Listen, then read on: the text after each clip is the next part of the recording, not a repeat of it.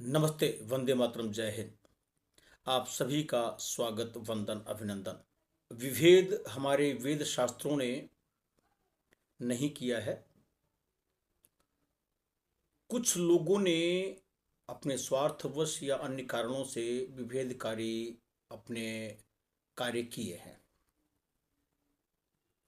आज का विषय हमारा यही रहेगा। धर्म के आधार पर जो डिस्क्रिमिनेशन हो रहा है दिव्यांगों का, उनको अपमानित करने का, उस विषय पे बात कर रहा हूँ।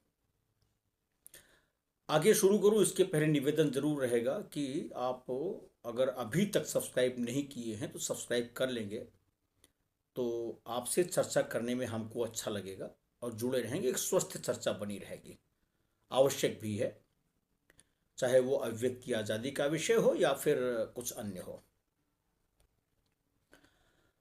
आपको थोड़ा पीछे ले जाऊंगा मैं।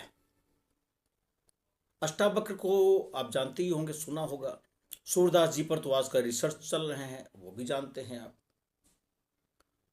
जड़ भरत के बारे में भी आपने अध्ययन किया ही होगा। हो सकता है कुछ लोग उसको कपोल कल्पित कहें या कहें कि एक कहानी बनाई गई है, हो सकता है, मैं उस पर नहीं जाऊंगा। लेकिन मैं मानता हूं कि अष्टावक्र थे, दिव्यांग थे। जनक की सभा में जाकर के जब उन्होंने प्रश्न किया कि क्या यहाँ सारे चर्मकार ही बैठे हैं जिनको योग्यता का भान नहीं है और सिर्फ चमड़ा देख के और रूप रंग देख के सब कुछ कर रहे हैं, तो यद्यपि उनकी सभा में कुछ देर सन्नाटा छा गया था और अपनी विद्वत्ता से, अपनी योग्यता से उन्होंने वो कर दिखाया जो होना चाहिए था। क्या वो संत नहीं थे? अष्टावक्र जी क्या संत नहीं थे? धर्म के पालक नहीं थे? सूरदास जी ने कृष्ण की भक्ति इतनी करी कि अगर आप देखेंगे तो मुगलों के शासन काल में जिस तरह से उन्होंने किया था, वह भी हिंदुत्व को जोड़ने का उनका एक प्रयास था। जरा सब बैकग्राउंड में जाके देखेंगे तो अच्छा रहेगा। यहाँ पे तो वीडियो लंबी ना हो इसलिए संक्षेप में रख रहा हूँ विषय को। और यह विषय आज इसलिए लेना पड़ा कि कुछ देशकाल परिस्थिति ऐसी है जिसके कारण कहना पड़ रहा है।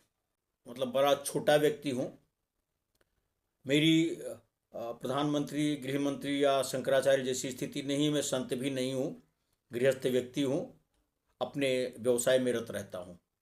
लेकिन जब दिव्यांगों के प्रति कोई बात आती है तो मन में एक दर्द पैदा होता है, पीड़ा होती है, और इसीलिए स्वाभिमान से समझौता नहीं कर पाता हूँ।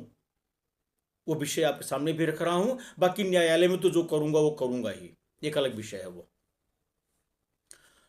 भारतीय संविधान, अभी जब यूजीसी की बात आती है तो लोग कहीं डिस्क्रिमिनेट किया जा रहा है। यद्यपि ऐसा कुछ है नहीं, उस पर वीडियो पहले डाल रखी है। तो डिसेबिलिटी के आधार पर दिव्यांगजन जो हैं उनके आधार पर कोई तथाकथित शंकराचार्य ये कैसे कह सकता है कि दिव्यांगजन को संन्यास लेने का अधिकार नहीं, पूजा करने का अधिकार नहीं? कैसे कह सकते हैं आप? जिस आप संन्यासोपनिषद का आप दृष्टांत दे रहे हैं, क्या वो भारतीय संविधान से बड़ा है? जबकि भारतीय संविधान जो बना है, आप अगर बहुत ध्यान से देखेंगे तो सारे प्रोविजंस को, सारे आर्टिकल्स को एक साथ देखेंगे तो देख पाएंगे कि यह कहीं ना कहीं, चाहे वो विदेश नीति का मामला हो, चाहे कल्याणकारी राज्य की स्थापना का विषय हो या मूलभूत अधिकार की विषय हो, हमारे वेदों से और स्मृतियों से ही उठाए गए हैं। यद्यपि ये कहा जाता है कि मूल अधिकार मैग्ना कार्टा से लिया गया, उनका वहां से लिया गया, उनका वहां से लिया गया, कॉपी पेस्ट किया गया। हो सकता है जिन्होंने निर्माण किया हो, लेखन किया हो, कुछ वहां से कॉपी पेस्ट किया हो, मैं उस पर नहीं कह रहा हूं। लेकिन जब आप विजन में जाएंगे, यहां तक कि सेल्फ डिफेंस में जाएंगे, नेचुरल जस्टिस का जो प्रिंसिपल है उस पर आप जाएंगे, अपॉर्चुनिटी ऑफ फियरिंग पर जाएंगे, तो वह विषय भी रामचरितमानस से आता है। जब रावण के दरबार में हनुमान जी होते हैं, उनको भी रावण ने जब दंडित करने का प्रयास किया तो अपॉर्चुनिटी ऑफ फियरिंग दिया था। तो आप सोच सकते हैं कि हमारी कानून व्यवस्था हमारे वेदों के अनुसार चलती थी, आज भी है, लेकिन उन वेदों को अगर कोई अपभ्रंश करके बात करेगा तो कष्टप्रद होगा। अगर जैसा वो कहते हैं कथित शंकराचार्य जी कि दिव्यांगों को संन्यास लेने का अधिकार नहीं है, ये बात और कई एक आध दो पंडितों ने मुझको कही थी। मैं तो पूजा करता हूं, अगर आप ऐसा करते हो और कहते हो तो इसका मतलब धर्म के आधार पर समाज से दिव्यांगजनों को हटाने का प्रयास कर रहे हो, विभेद कर रहे हो आप।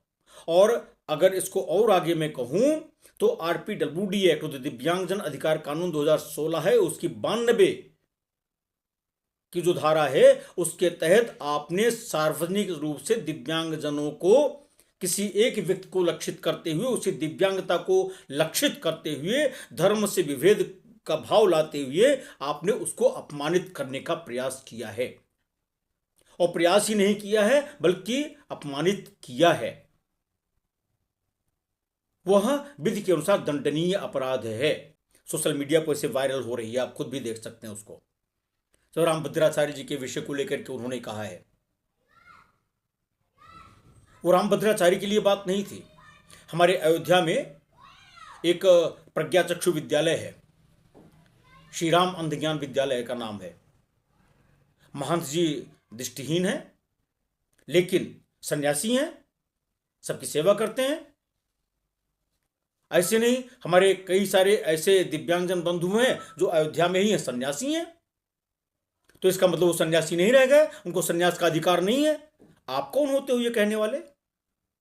जब हमारा संविधान, हमारा कानून ये हमें अधिकार देता है कि अपनी आस्था विश्वास के अनुसार हम किसी भी धर्म का पालन कर सकते हैं, पूजा पाठ कर सकते हैं, धर्म के आधार पर विभेद नहीं किया जा सकता, तो आपने कैसे कह दिया? इसलिए निवेदन करूंगा कि बेहतर है आप दिव्यांगजन समाज से, अब शंकराचार्य हैं, कथित शंकराचार्य ही सही संत हैं, माफी की बात नहीं करूंगा, लेकिन ये जरूर कहूंगा कि अपने उस बयान का खंडन करते हुए आइए, अन्यथा की स्थिति में हम भी विवश होंगे कि आपके विरुद्ध हम न्यायिक कार्यवाही आरंभ कर सकें। क्योंकि आपकी तरह तो मेरी इतनी पहुंच है नहीं कि विपक्षी नेता हमारे पक्ष में आ जाएं, और आएंगे भी क्यों? क्योंकि दिव्यांगजन जितने भी हैं, अगर उनको इतनी ही चिंता होती तो जब उनकी सरकारें थीं तो काफी कुछ लाभ दिया होता। समावेशन नहीं किया उन्होंने। ये तो अच्छा हुआ यूएनसीआरपीडी आई, सिग्नेटरी बना इंडिया, और 2016 में कानून आया, उसका भी काफी कुछ विरोध किया था। बहुत सारे विषय हैं, वो सब चलते रहेंगे अभी।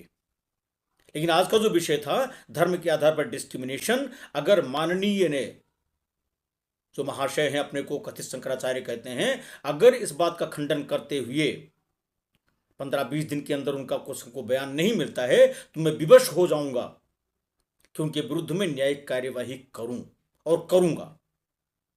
बस आप सबके बीच में इसलिए आया कि यदि आप लोग भी ऐसा लगता है या कि उन्होंने ऐसा जो विकल अंगाह का जो उन्होंने दृष्टांत दिया है उससे आप भी क्षुब्ध हैं, तो आपसे सहयोग की अपेक्षा जरूर रहेगी।